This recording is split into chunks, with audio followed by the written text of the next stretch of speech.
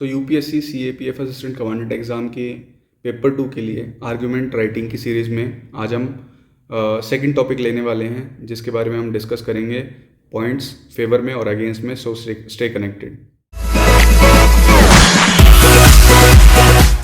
Hello everyone, I welcome you all to your own YouTube channel Uniform Forces. I hope you guys are doing great. So we'll take second topic for argument writing today. And if you haven't watched the first topic, do watch it. I'll give the link in the description box. And if you haven't subscribed to my channel till now, subscribe it. It's free of cost. So let's start today's video.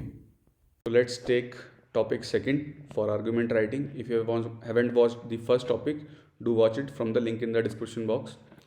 Okay, so let's start. So today's topic is capital punishment.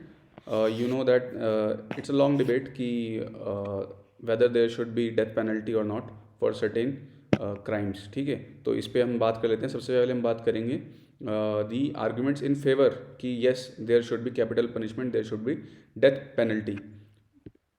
Number one is it will work as deterrence. ठीक है, deterrence force की तरह काम करेगा. It will maintain the deterrence. How कि when people know that if we do something like this we'll get death penalty, तो वो काम नहीं करेंगे. ठीक है, अब जैसे पता है टेररिज्म के एक्ट्स होते हैं, तो अगर उस टेररिस्ट को पता है कि नहीं यार अगर मैं ये काम करूँगा तो आई गेट डेथ पेनल्टी, तो फिर वो काम वो नहीं करेगा, बिकॉज हर किसी को अपनी जान प्यारी है. ठीक है. Second point is national security. तो there are certain crimes, for example terrorism के क्राइम्स हो गए. ठीक है, वो सब चीज़ों को जो है कम किया जा सकता है अगर यहाँ पे डेथ पेनल्टी होगी, या फिर ऐसे क्राइम्स के लिए जो नेशनल सिक्योरिटी पे थ्रेट करते हैं उनमें कैपिटल पनिशमेंट होनी चाहिए.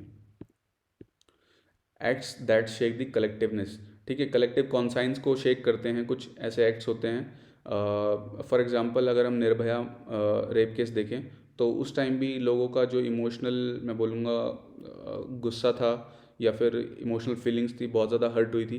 ठीक है, तो ऐसे एक्ट, कुछ ऐसे एक्ट्स होते हैं जिसकी वजह से लोगों का जो कलेक्टिव कॉन्शियसनेस है वो बिल्कुल हिल जाता है. तो ऐसे एक्ट्स के लिए जो है capital punishment should be there.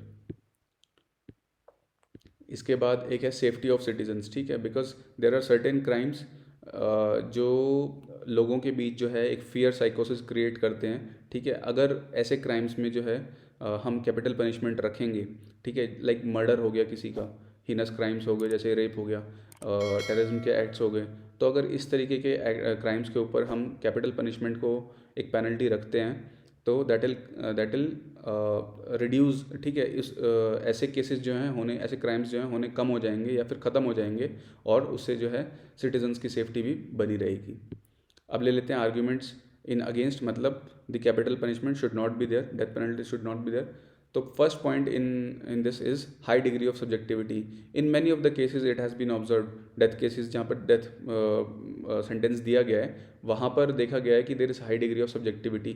ठीक है, जो जजेस होते हैं उनका अपना एक एक्सपीरियंस होता है, उनका अपना एक काम करने का तरीका होता है, तो वहाँ पर जो है बहुत ज़्यादा हमें सब्जेक्टिविटी देखने को मिलती है. On one side for one case the judge is giving some one judgment, and for other case he is giving some different judgment. ठीक है, जहाँ पर जो है क्राइम ऑलमोस्ट सेम ही है, तो वहाँ पर सब्जेक्टिविटी बहुत ज़्यादा है इसमें.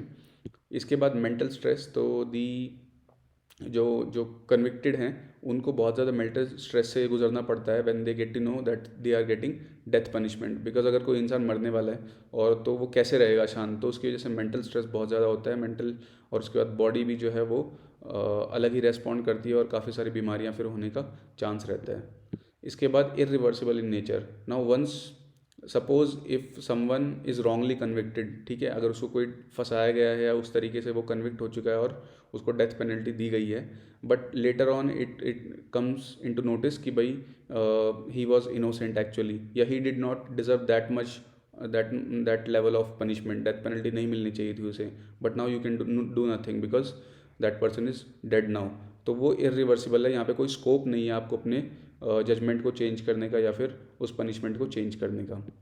Next is the inhuman nature inherent in capital punishment, ठीक है, it is against the right to life. आप किसी की जीने के अधिकार को ख़त्म कर रहे हो, आप उसको उसको मतलब ऐसे कर रहे हो कि उसके पास फिर ज़िंदगी ही ख़त्म हो जाएगी अपनी, तो ये कहीं ना कहीं जो है ये इनह्यूमन साबित होता है, ठीक है। तो these are the points for today's topic on capital punishment. If you like this video, do press on the thumbs up button, share this with your other friends who are preparing for the same exam, and subscribe to my channel. I'll see you in the next video.